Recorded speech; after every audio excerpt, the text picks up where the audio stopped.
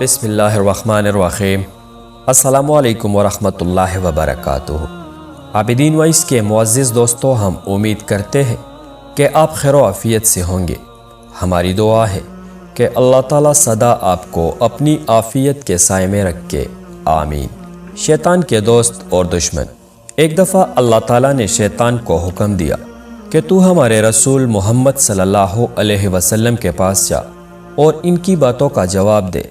شیطان آپ صلی اللہ علیہ وسلم کو ملا اور کہا، خدا نے مجھ کو آپ صلی اللہ علیہ وسلم کے پاس بھیجا ہے۔ آپ صلی اللہ علیہ وسلم نے فرمایا کہ ہم مسلمانوں میں کون لوگ تیرے دوست ہیں اور کون دشمن ہے؟ کہا، 15 قسم کے یہ لوگ میرے دشمن ہیں۔ نمبر 1، سب سے بڑے دشمن تم ہو۔ نمبر 2، اور بادشاہ انصاف کرنے والا، اور اس میں اہل ریاست اور سب حاکم آ گئے۔ نمبر 3، وہ مالدار جو اپنے کو اوروں سے چھوٹا سمجھے۔ نمبر 4، جو آدمی تجارت کرتا ہو اور سچ بولتا ہو۔ نمبر 5، وہ عالم اور نمازی جو خدا سے ڈرتا ہو۔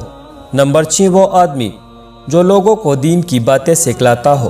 نمبر 7، وہ آدمی جو لوگوں پر رحم کرتا ہو۔ نمبر 8، جو آدمی خدا کے سامنے توبہ کرتا ہو۔ نمبر 9، جو حلال کھاتا ہو اور حرام کمائی سے بچتا ہو۔ نمبر 10، جو پیشاب وغیرہ ناپاکی سے بچتا ہو اور پاک صاف رہتا ہو۔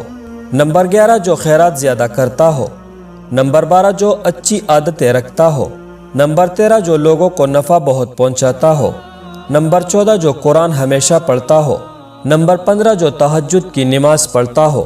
اور یہ 10 قسم کے لوگ میرے دوست ہیں، وہ میرے ہیں اور میں ان کا ہوں۔ نمبر 1، بادشاہ ظالم جو لوگوں پر ظلم کرے، اور اسی میں اہل ریاست اور سب حاکم آ گئے۔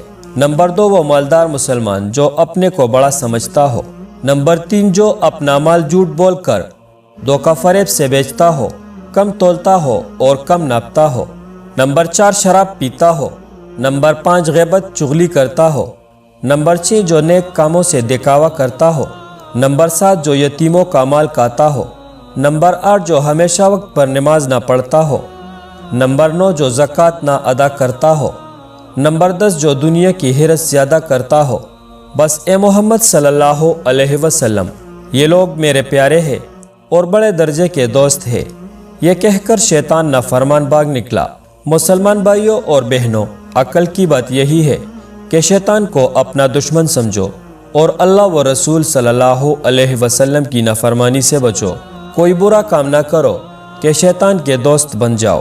اتنی غفلت تو نہ کر مسلم خدا کے واسطے، فکر کر کچھ تو بلا روز جزا کے واسطے۔ حرص و غصہ، بغض و کینہ، غیبت و مکر و فریب، رات دن کرتا ہے عمر بے بقا کے واسطے۔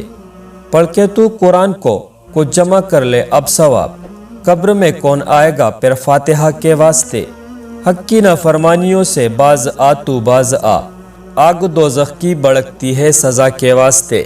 کام دوزخ کے کرے اور جنت کا ہے امیدوار، قصر جنت تو بنا ہے پارسا کے واسطے۔ یا الہی اپنی ذات کبریا کے واسطے، سرور عالم محمد مصطفیٰ کے واسطے، دل کو میری الفت دنیا سے کر دے پاک و صاف، تامرے سب کام ہو تیرے رضا کے واسطے۔